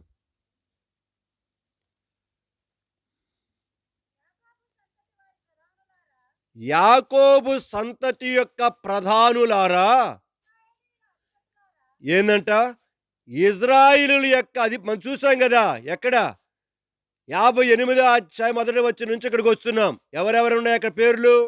అధిపతులు, అధికారులు, నరులు. కాబట్టి గుర్తుపెట్టుకోండి, ఇజ్రాయేల్ ప్రజల యొక్క అధిపతులారా. ఏందంట? న్యాయమును తృణీకరించుచు దుర్నీతిని నీతిగా ఎంచువారలారా, ఈ మాట కొంచెం ఒళ్ళు దగ్గర పెట్టుకొని వినండి అంటున్నాడు. అది నేను పచ్చి తెగులు చెప్పాను, దేవుడేమన్నా గ్రాంధికమైన భాషలో చెప్పాడు. అది అధిపతులారా, అధికారులారా ఏం చేస్తున్నారంటే వాళ్ళు మొదటిదేమన్నారమ్మా, న్యాయమును తృణీకరిస్తూ దుర్నీతిని నీతిగా ఏం చేస్తున్నారట. అవును, ఎందుకంటే ఈరోజు కోర్టులు మా చేతిలో ఉన్నాయి, పోలీస్ డిపార్ట్మెంట్ మా చేతిలో ఉంది, సిఐడిలు మా చేతిలో ఉన్నారు, సిబిఐ మా చేతిలో ఉంది, కనుక ఈడీ డిపార్ట్మెంట్ మా దగ్గర ఉంది, ఐడి డిపార్ట్మెంట్ మా దగ్గర ఉంది, అంత మా చేతిలోనే. అవును, అవును. నేను చాలా కాలం కిందట సాక్షి పేపర్ తెప్పించేవాడిని. ఆ ఎడిటోరియల్లో ఆ ఎడిటర్ రాస్తూ వచ్చాడు, సుప్రీంకోర్టు యొక్క ప్రధాన న్యాయమూర్తి ఒకరు, ఆయన పేరు ఉదహరించాలి అక్కడ. సుప్రీంకోర్టు యొక్క ప్రధాన న్యాయమూర్తి ఒకరు చెప్తూ ఆయన బాధ వ్యక్తం చేస్తూ దాంట్లో రాస్తూ వచ్చాడట. అది అతను రాస్తూ వచ్చాడు ఎడిటోరియల్లో. ఏమన్నా తెలుసా, ఏది న్యాయమో ఏది అన్యాయమో, ఏది నీతో ఏది దుర్నీతో, ఏది సరైనదో ఏది సరైనది కాదో మా కళ్ళకు కట్టినట్టుగా అక్కడ వాద ప్రతివాదాలు మాకేమవుతుంది, తెలిసిపోతుంది. అయినను మేము దుర్నీతినే నీతిగా, అన్యాయమునే న్యాయముగా, అబద్ధాన్నే సత్యముగా, ఒక సుప్రీంకోర్టు కనుక జడ్జి అనమాట మాట్లాడుతున్నమాట. ఇలాంటి యొక్క భయంకరమైన పరిస్థితులలో ఉన్నాం. అందుకనే చెప్తున్నాడు, చదువురా, మళ్ళీ చదువురా, అమ్మేకా గ్రంథం 3వ అధ్యాయం. యాకోబు సంతతి యొక్క ప్రధానులారా, ఇజ్రాయేలు అధిపతులను ఇక్కడ నేను అడుగుతున్నాను, జాగర్లమూడి క్రైస్తవ పాలెములోని పెద్దలారా, ఏంది పెళ్లి పెద్దలారా అని అడుగుతున్నా. ఏం పెద్దలు? పెళ్లి పెద్దలారా, పెళ్లి అధిపతులారా, మీరేం చేస్తున్నారు అంటే అక్కడ ఇజ్రాయేలుని మనం ఇక్కడ తెచ్చుకుందాం. కనుక జాగర్లమూడి క్రైస్తవ పాలెములో ఉన్న కనుక పెద్దవారులారా, కనుక పెద్దలారా, చెప్పబడి పిలువబడుతున్న వారులారా, ఏంటిది మొదటిది, న్యాయమును తృణీకరిస్తున్నావా లేదా? నువ్వు న్యాయాన్ని న్యాయంగా చెప్తున్నావా? నువ్వు చెప్పండి, న్యాయము న్యాయంగా చెప్పు. రెండోది ఏంటిది, దుర్నీతిని నీతిగా. నన్ను పిలుస్తుంటారు, అన్నవు పప్పు అన్నానికి వెళ్తున్నారు. ఏ అన్నానికి? పప్పు అన్నానికి వెళ్తున్నారు. ఇక ఏంది ఇంతమంది పెద్దలు ఉండారు అనుకుంటా, 2 ఆటోలు పట్టలా, 3 ఆటో కూడా కావాలి. మరి ఈ పెద్దలందరూ నీతిని నీతిగా అన్యాయంగా చేసి దుర్నీతిగా చేసేవాళ్ళు, న్యాయాన్ని ఏంది మా బాబు అట్టని చూస్తున్నాడు నువ్వు తెచ్చుకొని. నేనంట ప్రార్థన చేసుకొని వెళ్ళి అక్కడికి వెళ్ళి ఏం చేయొద్దు, ఏంది పలకరింది కాస్త ముందేసుకొని ఈడేం చేస్తాను నా చేత, అన్న ప్రార్థన చెయ్యన్నా, నీ ప్రార్థన పవిత్రంగా ఉంటుంది మా తాగుతుంటే. ఏంది ఈడన ప్రార్థన ఆడపోయి చేసింది ఏంది, ఏంది అరుతమక్క బాగా ఎత్తడమే చేసాలు. మరి వీళ్ళకి న్యాయం న్యాయంగా కనబడుద్దంటావా, నీతి నీతిగా కనబడుద్దంటావా? ఆనాడు ఇజ్రాయేల్ ప్రజలతో మాట్లాడుతున్నాడు ఆ మాట, అధిపతులారా పెద్దలారా అని మాట్లాడుతున్నాడు. సంఘమా, మన జీవితాలను మనము ప్రశ్నించుకుందాం. అందుకని అంటున్నాడు అక్కడ కీర్తన 58వ అధ్యాయంలో, అధిపతులారా, ఓ నరులారా, మీరు నీతిని న్యాయమును అనుసరించి నడుచుదరన్నది నిజమేనా? నిజంగా చెప్పగలమా? దేవుడే సందేహాన్ని వ్యక్తపరుస్తున్నాడు. అంటే వారు ఏమీ నీతి లేదు, న్యాయము. రండి ఇంకా వెళ్దాం వాక్యం లేఖన భాగాలకి. అపోస్తుల కార్యము గ్రంథం 23వ అధ్యాయం 3వ వచనం 4వ వచనం. ఈనాడు సమాజం, సంఘములు కనుక పరిస్థితులు ఎలాగుంటున్నాయో చూస్తుంటున్నాం. పౌలు అతనిని చూచి ఏందంట, సున్నము కొట్టిన గోడ దేవుడు నిన్ను కొట్టునుగాక, నీవు ధర్మశాస్త్రము చొప్పున నన్ను విమర్శింప కూర్చుండి. ఏందంట, ధర్మశాస్త్రము చొప్పున విమర్శ చేయడానికి కూర్చున్నావు అక్కడ నువ్వు. ఇప్పుడు నువ్వేం చేస్తున్నావు? ధర్మశాస్త్రమునకు వ్యతిరేకంగా నాకు నువ్వేం చేయడానికి చూస్తున్నావు?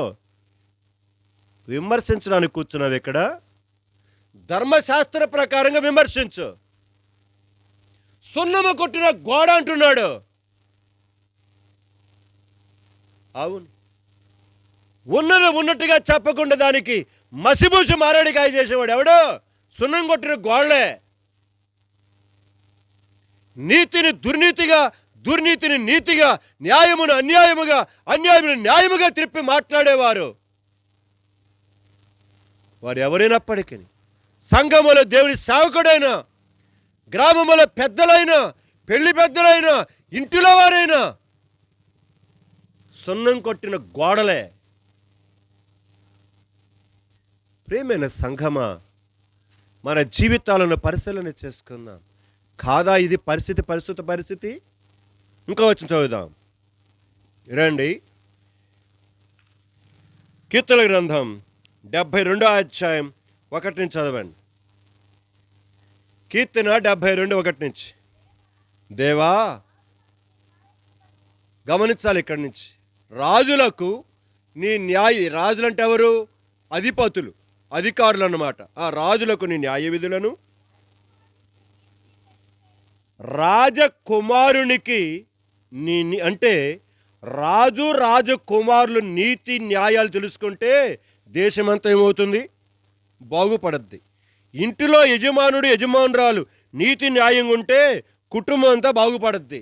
కానీ ఇక గ్రామంలో పెద్దవారందరూ నీతి న్యాయాలు కలిగి ఉంటే గ్రామం ఏమవుతుంది? బాగుపడద్ది. కాబట్టి రాజులకు రాజకుమారునికి చదువురా, నీ నీతిని తెలియచేయి. గమనించాలి ఇక్కడి నుంచి. నీతిని బట్టి నీ ప్రజలకును, న్యాయ విధులను బట్టి శ్రమనందున నీ వారికిని. ఎవడు? పైన రాజు, రాజకుమారుడు. వీడికే నీతి లేదు, వీడికే న్యాయం లేదు. ప్రజలకే న్యాయం తీరుస్తాడు, ప్రజలకే నీతి చూపిస్తాడు. కాబట్టి దేవా, ముందర రాజుకును రాజకుమారునికి ఏం చేయి. కాబట్టి మనం ప్రార్థన చేయాల్సింది ఎక్కడ? ముందల అధిపతుల కళ్ళు తెరువు చేయి ప్రభువా అని ప్రార్థన చేయాలి. మన పై అధికారుల యొక్క నేత్రాలను వెలిగించు ప్రభువా. నీతిని నీతిగా చెప్పేవాడిని, న్యాయమును న్యాయముగా చెప్పేవాడిని వారు చేయనట్లుగా ముందర వారు దానిని ఏం చేయాలి? నేర్చుకోవాలి.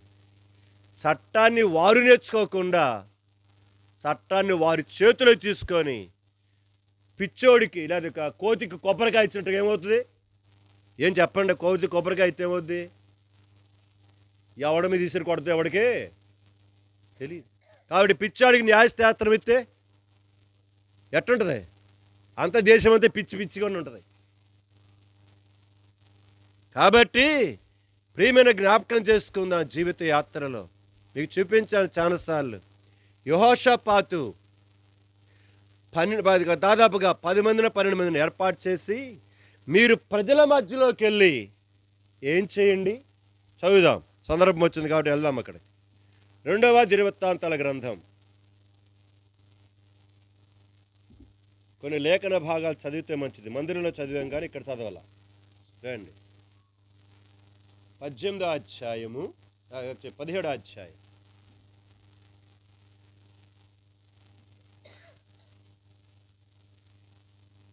రండి, 17వ అధ్యాయం 2వ దినవృత్తాంతం గ్రంథం 7వ వచనం చదువుతున్నాను. నేను చదువుతున్నాను, గుర్తుపెట్టుకోండి. తన ఏలుబడి యందు 3వ సంవత్సరమున యూదా పట్టణములలో, తన అంటే ఇక్కడ యెహోషాపాతు అని అర్థం, జనులకు ధర్మశాస్త్రమును బోధించుటకై, గమనించాలి పదాలు, జనులకు ధర్మశాస్త్రమును బోధించుటకై అతడు పెద్దలైన బెన్హాయిలును, ఓబద్యాను, జకరియాను, నెతనేలును, మీకాయాను, షమయ, నెతన్య, జబద్య, ఆషాహేలు, షమిరామోతు, యెహోనాతాను, అదోనియా, టోబియా, టోబదోనియా అను లేవీలను యాజకులైన ఎలీషామాను, యెహోరామాను పంపెను.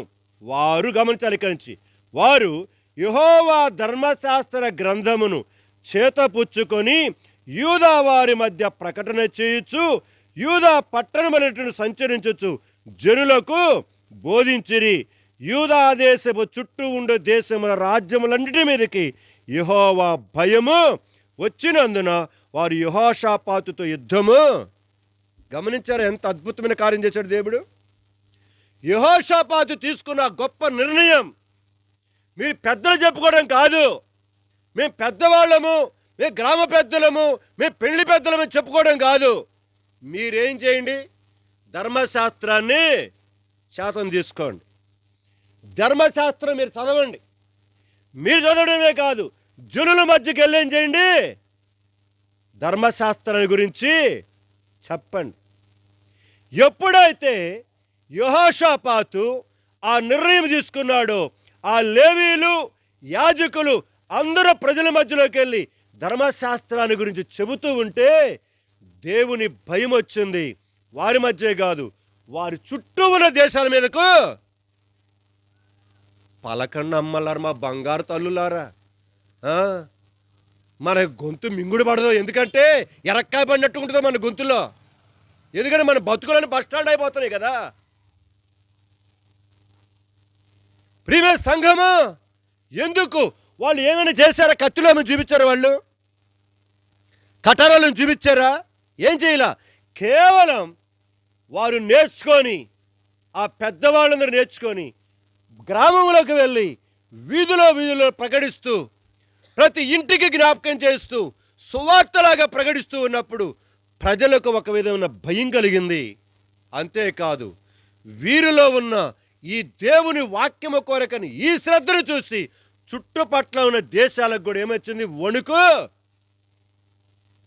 నువ్వు భయపెట్టిచ్చాస్తనలా, కళ్ళిట్ట ఉరమాసిన పనిలే, త్వరయిట్టు కొట్టాల్సిన పనిలే. నీ బతుకు మారితే నీ ఇంటిలో వాళ్ళ బతుకులు మారుతాయి. నువ్వు పెద్దగా ఉన్న నీ బతుకు మారితే నీ వాళ్ళ ఇంటి వాళ్ళందరూ బతుకులు, నీ బతుకు మారలా, వాళ్ళ బతుకులే మారుతాయి, వాళ్ళ బతుకులే మారుతాయి. ఇదిగో యెహోషాపాతు చెప్తున్నాడు చూడండి అక్కడ. కానీ వారి జీవితాలలో ఎప్పుడైతే దేవుని వాక్యం విన్నారో భయం వచ్చింది. యెహోషాపాతు చేసిన పని ఎంత గొప్ప పని, ఎంత గొప్ప పని. ప్రియమైన సంఘమా, ఈనాడు మన కుటుంబాలలో, మన వీధులలో ఆ వాక్యం ఉంటే చాలు, దేవుడి కార్యాలు చేస్తాడు.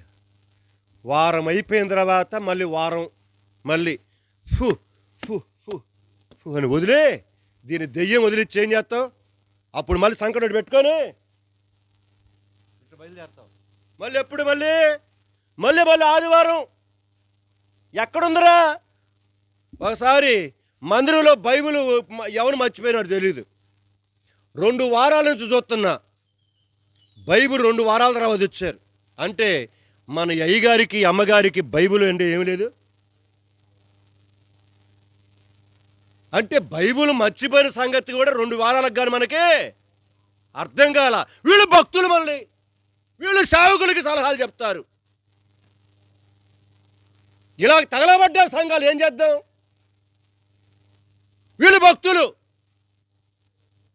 కనీసం నీ జీవితంలో నీ బైబిల్ గ్రంథం ఎక్కడుందో నీకు తెలియదు. సంఘమా, ఎగతాళి చేయడని చెప్పట్లా. మన జీవితాలు మారనిదే మన గ్రామాలు మారు, మన సమాజాలు మారు. కనుక అధిపతులారా, నరులారా, మీరు నీతిని, న్యాయమును అనుసరించుదరన్నది నిజమేనా? యథార్థమేనా? వాస్తవమేనా? ఇంకా రండి చదువుదాం. కీర్తనల గ్రంథం 21:11. కీర్తన 21:11. నేను నారాజుకి సుబ్బాయికి చెప్పేది అదే. మీరు ముందర మీ బతుకులు మార్చుకోండి, మీ కుటుంబాలు బాగుపడతాయి. అది చెబుతున్నా. అది ఏంటంట? వారు నీకు కీడు చేయవలనని ఉద్దేశించిరి, దురాభిప్రాయమును. అవును, ఈనాడు దొరుకుతుంది అదే కదా. ప్రియమైన సంఘమా, ఎంత దుఃఖకరమైన విషయాలు, ఎంత బాధాకరమైన విషయాలు. రెండు ముగింపులకు వెళ్ళిపోదాం. ఇర్మియా గ్రంథము 22:17. ఇర్మియా 22:17.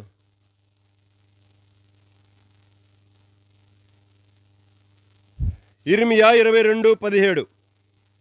చదువయ్యా గట్టిగా. అయింది నోటుండి చదువుతున్నాడు మీ దాసయ్య. చదివే వాళ్ళందరూ కూర్చున్నారు, పెద్ద పెద్ద మా మేస్తులు ఇక్కడ. ఈ మేస్తులు ఒక్కరు చదవరు. అట్టనే చూస్తున్నాడు మా వీరయ్య, అట్టనే 10 చూస్తున్నాడు, గట్టిగా చూస్తున్నాడు, అసలు కనబడన్నట్టుగా. చదువు, గట్టి చదువు. చదువుతా ఉంటే చలవాటే, చదువురా. అయితే నీ దృష్టియు నీ కోరికయు, చూసారా? నీ దృష్టి, నీ కోరిక ఆనాడు ఉన్న ఇజ్రాయిలు ప్రజలతో, ఆనాడు ఉన్న అబ్రహాము, ఇస్సాకు, యాకోబుల సంతానముతో, ఇర్మియాతోటి దేవుడు మాట్లాడి, నువ్వు వెళ్ళి చెప్పుపో. వాళ్ళ దృష్టి, వారి కోరిక దేని మీద ఉందంట? అన్యాయముగా, దుర్నీతితోటి, అక్రమముగా సంపాదించే సంపాదన మీద. అవును, ఈనాడు ప్రజలు ఎట్టుండారో తెలిసిన, ఒకరికని కూర్చుంటే స్విచ్ చేస్తే ఇంకా వాళ్ళ కోట్లు చింట్లో ఏంది, ఇంట్లో పడిపోవాలంతే, కోట్లు పడిపోవాలి. సులువైన మార్గాలు చాలా ఉన్నాయి అన్యాయంగా, అక్రంగా సంపాదించడానికి. ఓ నా ప్రజలారా, నీ దృష్టి దేని మీద ఉందరా? నీ ఆలోచన దేని మీద ఉంది? అన్యాయంగా, అక్రమంగా సంపాదించే సంపాదన మీదే కదా అని మాట్లాడుతున్నాడు దేవుడు. ఈ రాత్రి ఇక్కడ కూర్చున్న ఈ శబ్దంతో ద్వారా వింటున్నట్టు నీకు మన జీవితాలలో లేదా అని చదువుదాం. ఇంకా వచనం, యెహెజ్కేలు గ్రంథం 22:27. యెహెజ్కేలు గ్రంథం 22:27. ఏంది మా శైలజ అక్క తప్ప ఇంక చదివేవాళ్ళు ఎవరు లేరా?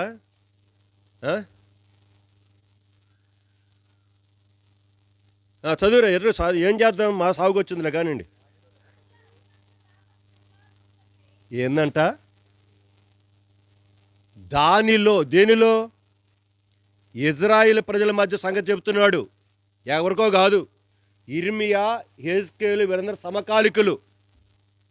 గబగతి గుర్తు చేసుకోండి.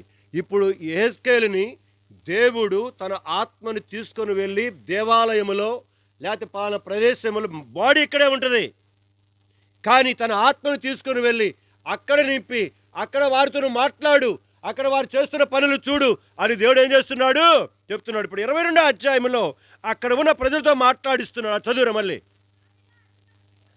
దానిలోని అధిపతులు లాభమును సంపాదించుటకై,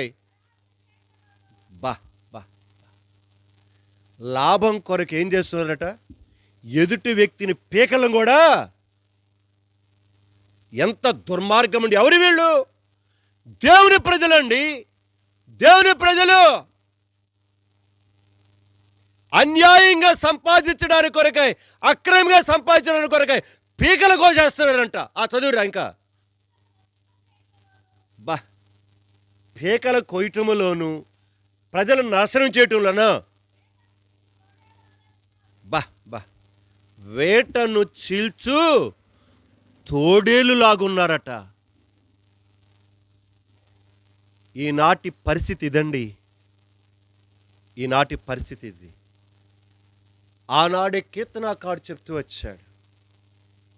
దేవుడు మాట్లాడుతున్నాడు కీర్తనాకారుడు నోటితో నుంచి. అధిపతులారా, సంఘముల విశ్వాసులారా, సంఘముల సేవకులారా, సంఘముల పెద్దవారులారా, సంఘముల బాధ్యత కలిగిన వారులారా, మీరు నీతిని అనుసరించుది నడుచురనేది నిజమా? ఓ సామాన్య విశ్వాసులారా, మీరు న్యాయమును బట్టి తీర్పు తీర్చుతున్నది నిజమేనా? నేను నమ్మచ్చా? ఇంకా చాలా వచనాలు ఉన్నాయి నేను రాసుకున్నవి, కనుక అవన్నీ చెప్తే చాలా టైం అవుతుంది. నేను ముగిచ్చేస్తున్నాను ఇక్కడ. అయితే దేవుడు నాకెందుకు ఇచ్చాడు తలంపు నాకు తెలియదు. ఈనాటి పరిస్థితి ఇది. ఇలాంటి యొక్క దోచుకొనబడే ప్రజల మధ్యలో మనం ఉన్నాం. అన్యాయము, అక్రమం టాప్ టు బాటం కనుక ఉన్న పరిస్థితులు కలిగినట్టు యొక్క లోకములో మనం బ్రతుకుతున్నాం. కాబట్టి యావేలు గ్రంథం మొదటి అధ్యాయం చదువుకున్నట్లుగా మనం ఏం చేయాలి? విజ్ఞాపన చేయాలి, ప్రార్థన చేయాలి, మేల్కొని ప్రార్థన చేయాలి. కారణం, దేవుడు తన కార్యము చేయడానికి 2 అధ్యాయాలు ఏమంటున్నాడు? నేను చేస్తా కార్యం, మీరు భయపడక ఏం చేయండి? మీరు పని చేయండి. మీరు భయపడక పని చేయండి. అవును, భయాన్ని పుట్టించే పరిస్థితులు చుట్టూ కనబడుతున్నాయి.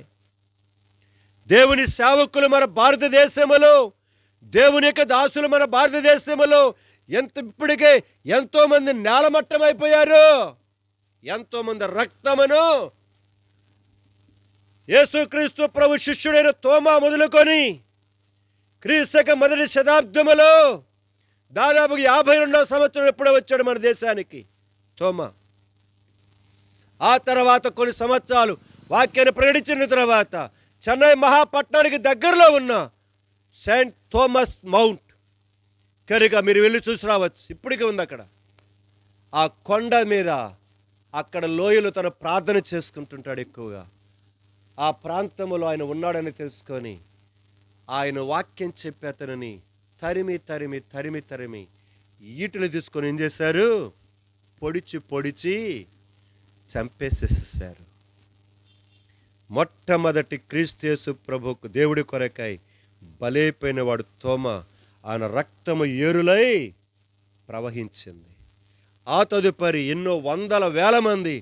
ఈ మధ్య 99వ సంవత్సరం ఒరిస్సాలో గ్రాహం స్టెయిన్స్ గారు, అతని యొక్క కొడుకులు తిమోతి, ఫిలిప్ చిన్నపిల్లలు పరిచర్య చేసి జీపులో వస్తూ ఉంటే అర్ధరాత్రి అయిపోయింది, వెళ్దాములే అనుకొని అక్కడ జీబులో పడుకొని ఉంటే ఆ జీబులో ఉన్న తండ్రి కొడుకుల మీద పెట్రోల్ పోసారు.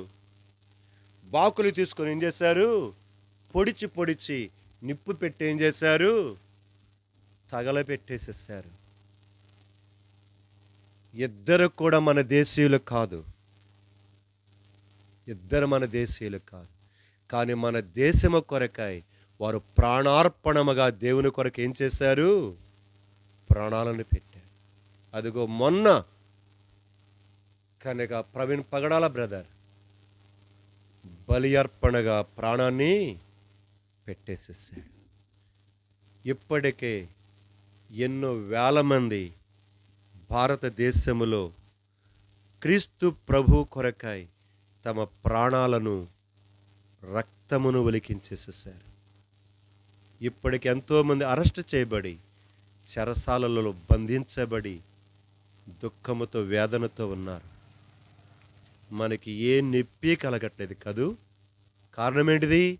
మనకన్నీ చక్కగా జరిగిపోతున్నాయి.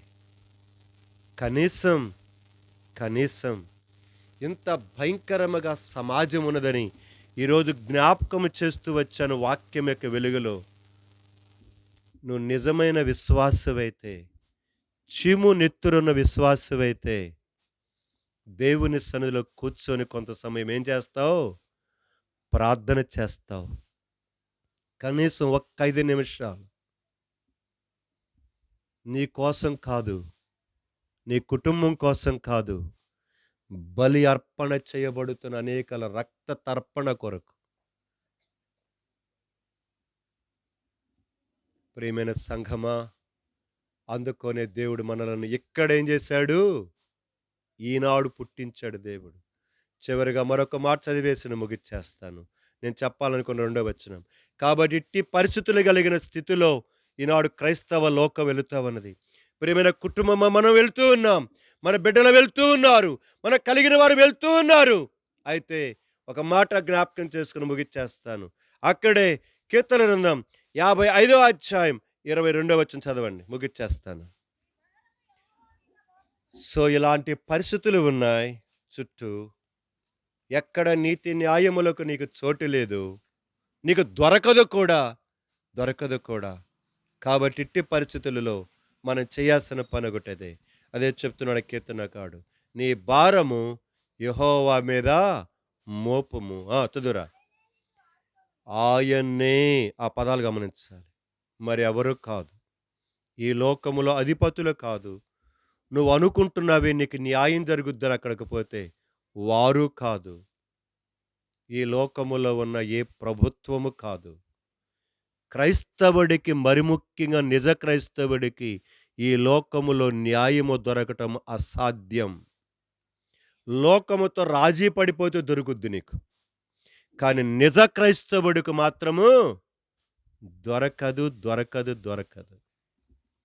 కాబట్టి నీ భారము యెహోవా మీద మోపుము, ఆయనే నిన్ను ఆదుకొనును. మూడో లైను చాలంతే, బైబిల్ మూసేసేయండి. నీతిమంతుడను ఆయన ఎన్నడును కదలనివ్వడు. ఒకవేళ దేవుడు నీతిమంతులను కదిలించి వాని తీసుకున్నాడా, అది ఆయన చిత్తం. అయితే పరిస్థితులలో నీ భారం, నీ దుఃఖం, నీ వేదన, నీ పరిస్థితులని ఆయన మీద వేయి, ఆయన మీద వేయి. ఆయన నిన్ను ఆదుకునేవాడు, నిన్ను ఆదరించేవాడు. కుటుంబం విషయంలో అదే నేను కోరుకుంటున్నాను. కనుక మీరు మారండి ముందల, ఆ తర్వాత మీ బిడ్డలు మారుతారు, మీ బిడ్డలు మారుతారు. కనుక మీరు మారకుండా బిడ్డలు మారాలంటే కుదరదు. కాబట్టి అధిపతులంటే తల్లిదండ్రులుగా మీరు తీసుకోండి, నరులంటే పిల్లలు తీసుకోండి మీరు. సో అధిపతులలో న్యాయము లేదు, నీతి లేదు. పిల్లలలో నీతి న్యాయము. మరి కుటుంబం అంతా ఎలాగ వెళ్ళిపోతే ఇక దేవుడేం చేస్తాడు కార్యం? కాబట్టి జ్ఞాపకం చేసుకొని, సేవకులమైన మేమే కానీ, విశ్వాసులుగా ఉన్న మీరే కానీ, సంఘములో బాధ్యత కలిగిన వారే కానీ, మనమందరమును మన జీవితాలలో ఇట్టి పరిస్థితులు వెళ్తున్నప్పుడు, మనకి నీతి దొరకని, న్యాయము దొరకని లోకంలో ఉంటున్నప్పుడు, మన భారమంతా ఆయన మీద వేద్దాం. ఆయన చిత్తం ఏదో దానిని జరిగించిన కొరకాయ మనమును మౌనంగా కనిపెట్టుకుందాం. ముందుకెళ్ళడానికి కొరకే ప్రయత్నం చేద్దాం.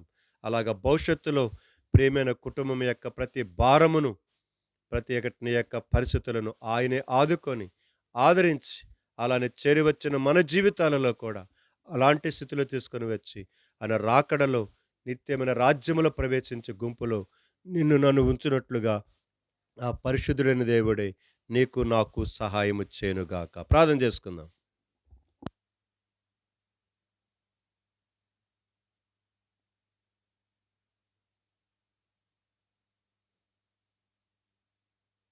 ఒక్క నిమిషం మీరెటూ చూడబాకండి. ఏది చెవిలో పడనివ్వద్దు. వాక్యాన్ని ఇంటూ వచ్చాం ఇప్పటిదాకా. ప్రస్తుతపు సమాజం యొక్క పరిస్థితి, సంఘం యొక్క పరిస్థితి, అధిపతులు ఎలాగున్నారు, సామాన్య మనుషుడు ఎలాగున్నాడో వాక్యములో నుండి అనేక లేఖన భాగాలు చూస్తూ వచ్చాం. వారి స్వార్థం కొరకాయ, లాభాప్రాప్తి కొరకాయ, అవసరమైతే ఎదుటి వ్యక్తిని లేపేయటానికి అది రెడీగా ఉన్నారు. చంపేస్తున్నారు. దేవుని ధర్మశాస్త్రమును త్రిప్పిపడివేసి వారి నీతిని, వారి న్యాయాన్ని స్థాపిస్తున్నారు. అట్టి దినాలలో తండ్రివిగా, తల్లివిగా నువ్వు లేవా? అట్టి పరిస్థితులలో నీ కుటుంబం లేదా? ప్రేమైన సంఘమా, గుర్తుపెట్టుకుందాం. మనతో వచ్చేది మన క్రియలు. గుర్తుపెట్టుకోండి. మన ఇల్లు కాదు, మన వస్తువులు కాదు, మనం కొనుక్కునేటి ఇంకా ఏమేమో కాదు. అవి ఉండటం అవసరమే, ఎంతవరకు అంతవరకే. కానీ ఈ పరిస్థితులలో పడి దేవుడు ఉచితముగా అనుగ్రహిస్తున్న అనుగ్రహ ఐశ్వర్యమును, ఆ రక్షణను, ఆ రక్షణ ఆనందాన్ని, పరలోకాన్ని, ఆ పాప క్షమాపణను తృణీకరించుకుంటూ కఠినం చేసుకుంటూ ఎంతకాలం వెళ్తావు? లోబడదామా? విధేయత చూపిద్దామా? దేవుని కొరకే దేవుని చూద్దామా? కఠినం చేసుకుని వెళ్ళిపోవద్దని మరొక్కసారి బ్రతిమలాడుకుంటున్నాను. నిన్ను చెయ్యెత్తు చూపించమంటలేదు, కానీ నీ హృదయంలో పరిశీలన చేసుకో. ఇంకా రక్షణ మారు మనసు పొంది కూడా, బాప్తిస్మలో పాలు పొంది కూడా ఇంకా అన్యాయం అక్రమంగానే బ్రతుకుతున్నావా? ఇంకా అసలు రక్షణ మారు మనసే లేదా? ఈ రాత్రికాల సమయంలో సరే దేవుడి కొరకే తీర్మానం చేసుకో. మన దగ్గర బలైపోతున్న క్రైస్తవులు సమూహం అన్యాయానికి, అక్రమానికి బలైపోతున్నారు. ప్రేమ కలిగిన మా తండ్రి, పరిశుద్ధుడైన దేవా, నీకే స్తోత్రాలు. నీ బిడ్డలు ప్రేమించి ప్రభదేవి కూడికి ఏర్పాటు చేసుకోవడానికి సహాయం చేశారు. శుభలమును బట్టి కుమారుడు నాగరాజు తన భార్య సుబ్బాయిని బట్టి జ్ఞాపకం చేసుకుంటున్నాను. అలాగనే తనకిచ్చిన కుమార్తె యొక్క భర్త, వారికి ఇచ్చిన పిల్లలు, అలాగే కుమారుడు కొరకు కూడా ప్రార్థన చేసుకుంటున్నాను. తన జీవితంలో కూడా ఎన్నో ఆటుపోట్లు కూడా వెళ్తున్నాడు. అయ్యా, చిన్నతనంలో వచ్చాడు మందిరానికి, ఇప్పుడు రావట్లేదు. మేమేం చేసేదేం కాదు, ఇది బలవంతం ఏం చేయలేదు మీరు ఎప్పుడు ఎవరిని. అయ్యా, తన జీవితంలో కూడా ఎన్నో పరిస్థితులు గుండా పోతున్నప్పటికీ తను ఇంత కాపాడుతున్నారు, ఇంకా భద్రపరుస్తున్నాడు. లోబట్టానికి సహాయం చేయి. మంచిదే, ఈ లోకములో పని చేసుకోవాలి, ఏదైనా పని చేసుకోమని మీరే చెప్పారు. పొలం పని చేసుకో, చేతి వృత్తి చేసుకో, బండి కొనుక్కో, తోలుకో, ఇంకేమైనా చేసుకో, కానీ చెడ్డ పనులు చేయవాకు. ప్రభు, మీరు జ్ఞాపకం చేస్తూ వచ్చారు. అవును, ఎందుకంటే పని చేసేవాడంటే మీకు చాలా ఇష్టం. పని చేయకపోతే అన్నం కూడా తినొద్దని మీరు చెప్పారు వాక్యములో. అవును ప్రభా, ప్రేమగా తను కనికరించండి. పని చేసుకోవటానికి, బండి తోలుకోవటానికి, వెళ్తున్నప్పుడు వస్తున్నప్పుడు కావాల్సిన భద్రతను మీరు ఇస్తున్నారు. మా తెలివితేటలు కాదు. ఎంతోమంది ప్రభు యాక్సిడెంట్లో, ప్రభు రోడ్డు మీద చనిపోయిన వారు వందల వేల మంది ఉన్నారు ప్రతి సంవత్సరం. అయ్యా, జ్ఞాపకం చేసుకో. నీ క్షేమాన్ని, నీ భద్రతను కోరుకుంటున్నాం. వెళ్తున్నప్పుడు వస్తున్నప్పుడు సహాయం చేయి. మరి రక్షణ మారు మనసులు ఇంటి వారందరి కొరకును ప్రార్థిస్తుంటున్నాం. ప్రభా, గ్రామస్తుల కొరకే ప్రార్థిస్తుంటున్నాం. మీరే సహాయపడుతూ రావాల్సిందిగా ప్రార్థన చేసుకుంటూ చేయబడిన కొద్ది పరిచయం మీరు ముద్రించండి. మా భారములన్నీ నీ మీద మోపమని చెప్తున్నారు. మీరే మమ్మల్ని ఆదుకుంటానని మీరు చెప్తున్నారు. నీతిమంతుడు ఎన్నడూ కదలనీయకుండా మీరు చేస్తానని మీరు చెప్తున్నారు. నీకే స్తోత్రాలు. అట్టి శ్రేష్టమైన స్థితిలోనికి కుటుంబాన్ని చేరివచ్చిన మమ్మలను, దూరం దగ్గరలో వారిని తీసుకుని వచ్చి మీ రాజ్యం కొరకు సిద్ధపరచవలసిందిగా ప్రార్థిస్తూ, ఎవరైనా ప్రభు వారి జీవితంలో పాపాలు ఒప్పుకొని విడిచిపెట్టినట్లయితే వారిని క్షమించండి. ఎవరి జీవితాన్ని సరిచేసుకున్నట్లయితే వారిని కూడా క్షమించండి, సరిచేయండి. వందనాలు చెల్లించుకుంటూ నీ బిడ్డలు ప్రేమించి ఏమైతే తెచ్చుకున్నారో దానిని మీరు దీవించని ఆశీర్వదించండి. ఎక్కడ లోటు లేకుండా సమృద్ధిని దయచేవలసిందిగా ప్రార్థిస్తూ వాళ్ళు మేము తగ్గించుకుంటూ నీకు అప్పగిస్తూ, మళ్ళా నీ చిత్తమైతే సన్నిధిలో చేరే పర్యంతం నీ కృపాక్షేమములకు అప్పగిస్తూ, ప్రభువును మా రక్షకుడు యేసుక్రీస్తు ప్రభు వారి యొక్క శక్తిగల ఔన్నత్య నామమున వందనములు చెల్లించి ప్రార్థిస్తున్నాము తండ్రి. ఆమేన్.